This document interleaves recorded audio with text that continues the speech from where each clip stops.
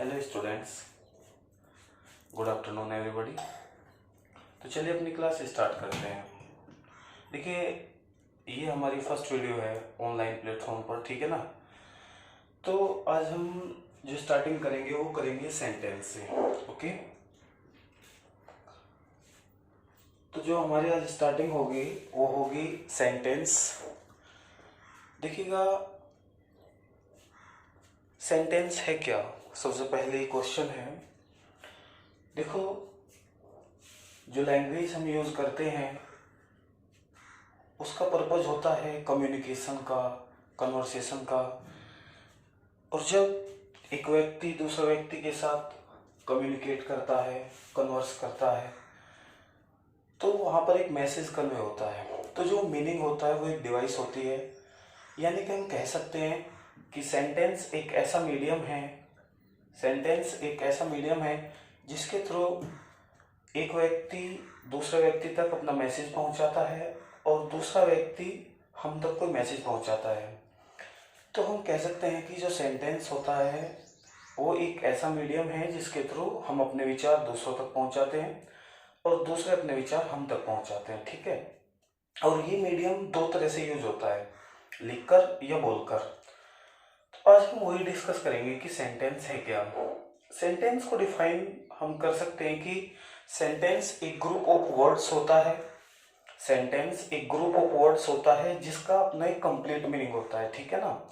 Sentence एक ऐसा group of words होता है जिसका अपना एक कंप्लीट मीनिंग होता है। याद रखना, अगर एक कोई ऐसा ग्रुप ऑफ वर्ड्स है जिसका अपना मीनिंग नहीं है या वो मीनिंग इनकम्प्लीट है तो फिर वो सेंटेंस नहीं हो सकता, ठीक है ना। तो जैसे मैं एक सेंटेंस लिखता हूं,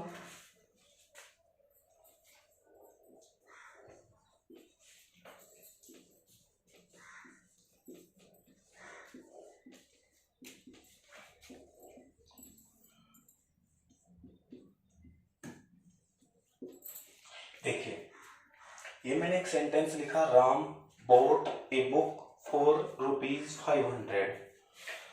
तो सबको पता है ये ग्रुप ऑफ वर्ड्स है। राम एक वर्ड है, बोट एक वर्ड है, ए एक वर्ड है, बुक एक वर्ड है। तो Ram bot a book for ₹500, ये एक ऐसा ग्रुप ऑफ वर्ड्स है जो एक मैसेज दे रहा है, ओके, कि राम ने एक बुक खरीदी थी 500 रुपए की, ओके। और ये पूरा एक कंप्लीट मीनिंग है।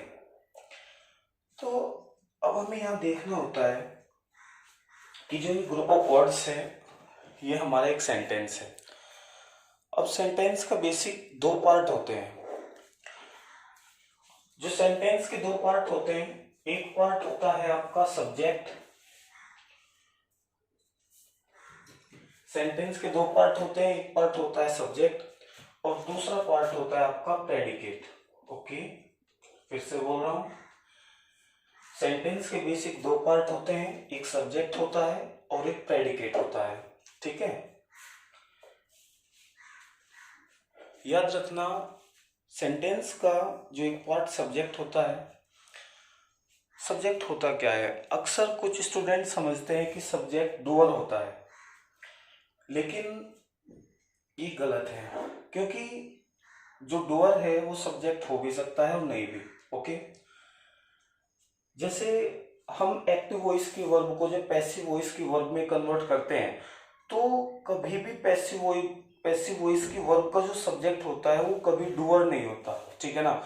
तो याद रखना, ये मत रट्टा मारना कि जो सब्जेक्ट है वो डूअर है, नहीं।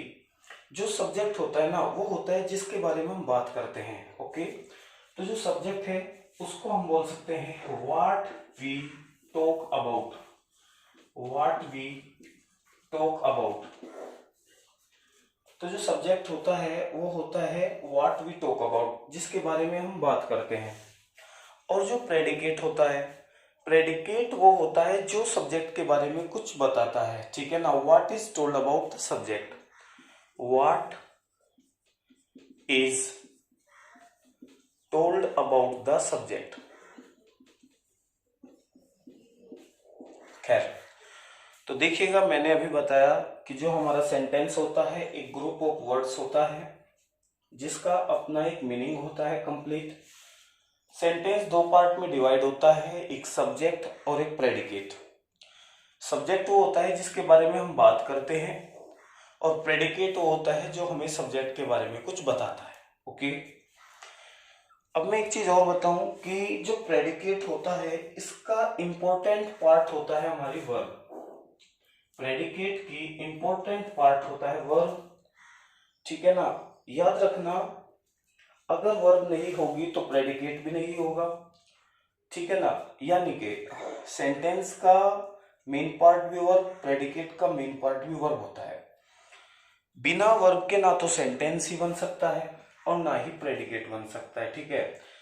अगर एक वर्ब है तो एक प्रेडिकेट, अगर सेंटेंस में दो वर्ब है तो दो प्रेडिकेट। ओके, अब मैं एक चीज बताना चाहता हूं, जैसे ये एक सेंटेंस है, इसमें सब्जेक्ट राम है और प्रेडिकेट आपका boat a book for ₹500। Okay, खैर फिर से बता दूं, सेंटेंस एक ऐसा मीडियम है जिसके थ्रू हम अपना मैसेज दूसरों तक पहुंचाते हैं और दूसरे अपना मैसेज हम तक पहुंचाते हैं, उसको बोलते हैं हम एक सेंटेंस।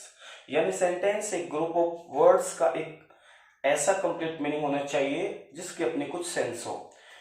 बिना सेंस के ग्रुप ऑफ वर्ड सेंटेंस नहीं हो सकता। ओके, सेंटेंस के दो पार्ट होते हैं, एक सब्जेक्ट और एक प्रेडिकेट। प्रेडिकेट का इंपॉर्टेंट पार्ट वर्ब होता है, बिना वर्ब के प्रेडिकेट नहीं बन सकता। अगर सेंटेंस में एक वर्ब है तो एक प्रेडिकेट, दो वर्ब है तो दो प्रेडिकेट। ओके, देखो मैं एक दूसरा सेंटेंस लिखता हूं।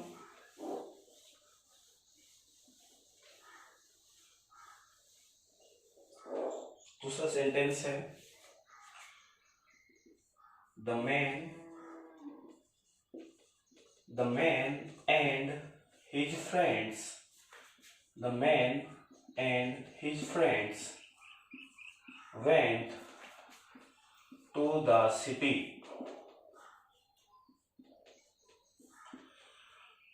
दूसरा सेंटेंस है, the man and his friends went to the city.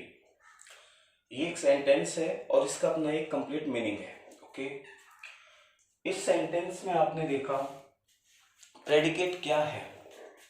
याद रखना, प्रेडिकेट होता है वर्ब और उसके बाद का पार्ट। आपने देखा इस सेंटेंस का प्रेडिकेट है वेंट टू द सिटी,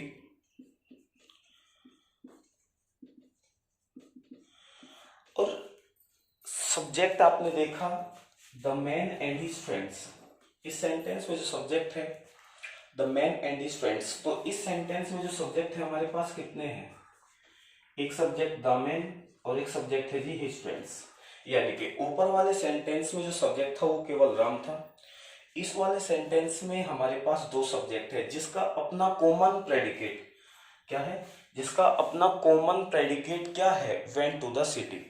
यानी कि जब हमारे पास दो या दो से ज्यादा सब्जेक्ट हो और उसका अपना एक कॉमन प्रेडिकेट हो तो वो सब्जेक्ट कोई डिफरेंट सब्जेक्ट नहीं होते, वे सब्जेक्ट होते हैं कंपाउंड सब्जेक्ट।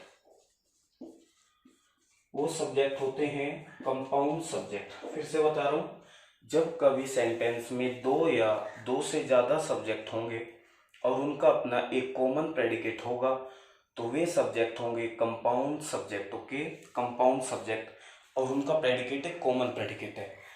तो अभी तक हमने दो सेंटेंस पढ़े। पहला सेंटेंस में एक सब्जेक्ट था और उसका अपना एक प्रेडिकेट था। दूसरे सेंटेंस में हमने देखा इस सेंटेंस में दो सब्जेक्ट है और उनका अपना एक कॉमन प्रेडिकेट है। तो जब कॉमन प्रेडिकेट होता है दो या दो से ज्यादा सब्जेक्ट के लिए तो वो सब्जेक्ट अलग अलग नहीं होते, हम उनको बोल देते हैं कंपाउंड सब्जेक्ट। ओके, तो एक तीसरा सेंटेंस भी देखते हैं जिसमें दो प्रेडिकेट होंगे, जैसे the man went to the city and searched for a job there।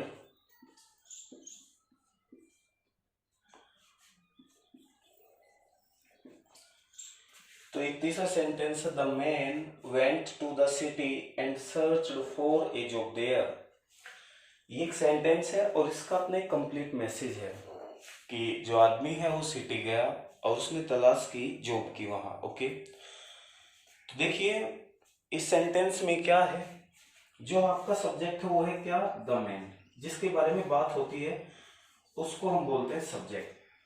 अब इस सेंटेंस में सब्जेक्ट तो एक है, लेकिन प्रेडिकेट हमने देखा, एक प्रेडिकेट ये रहा वेंट टू द सिटी, और एक प्रेडिकेट है search for a job there. तो इस सेंटेंस में क्या है, सब्जेक्ट एक है लेकिन प्रेडिकेट हमने देखा, एक वर्ब है वेंट जो अपना प्रेडिकेट ले रही है, और दूसरी वर्ब है सर्च जो अपना प्रेडिकेट ले रही है। तो इस सेंटेंस में क्या है, सब्जेक्ट एक है और आपका जो प्रेडिकेट है वो दो है। तो जब प्रेडिकेट दो होंगे तो ये क्या कहलाएगा, कंपाउंड प्रेडिकेट। Compound predicate. देखिएगा फिर से बता दूं, इन तीन सेंटेंस में क्या खूबी है और क्या हम समझ रहे हैं। फिर से बता दूं, जो सेंटेंस होता है एक ऐसा मीडियम है जिसके थ्रू हम अपने विचार दूसरों तक पहुंचाते हैं या फिर दूसरे अपने विचार हम तक पहुंचाते हैं। ठीक है, सेंटेंस एक ग्रुप ऑफ वर्ड्स होता है जिसका अपना एक कंप्लीट मीनिंग होता है। यदि किसी ग्रुप ऑफ वर्ड्स का मीनिंग इनकम्प्लीट है तो वो फिर सेंटेंस नहीं है। ओके, पहले वाले सेंटेंस में हमने देखा राम सब्जेक्ट है जिसके बारे में बात हो रही है, और बोट ए बुक फॉर ₹500 उसके बारे में बता रहा है, तो वो प्रेडिकेट है। इस सेंटेंस में एक सब्जेक्ट था और एक प्रेडिकेट था, लेकिन दूसरे सेंटेंस में हमने देखा कि दो सब्जेक्ट है जिसके लिए कॉमन प्रेडिकेट है, तो फिर वो सब्जेक्ट हो गया कंपाउंड सब्जेक्ट और प्रेडिकेट है। तीसरे सेंटेंस में हमने देखा दो प्रेडिकेट है जो एंड कंजंक्शन के द्वारा जुड़ रहे हैं, दो प्रेडिकेट, और उन प्रेडिकेट का सब्जेक्ट सिर्फ हमारे पास एक है, कॉमन सब्जेक्ट। ठीक है ना, तो याद रखना जब एक सब्जेक्ट होता है चाहे वो कंपाउंड हो या नहीं हो, वे सेंटेंस हमेशा कहलाते हैं, ये सेंटेंस हमेशा कहलाएंगे सिंपल सेंटेंस। कौन से सेंटेंस, ये कहलाएंगे सिंपल सेंटेंस। फिर से बता दूं, जब एक सब्जेक्ट होता है चाहे वो कंपाउंड हो या नहीं हो, वो हमेशा सिंपल सेंटेंस कहलाएंगे। ठीक है।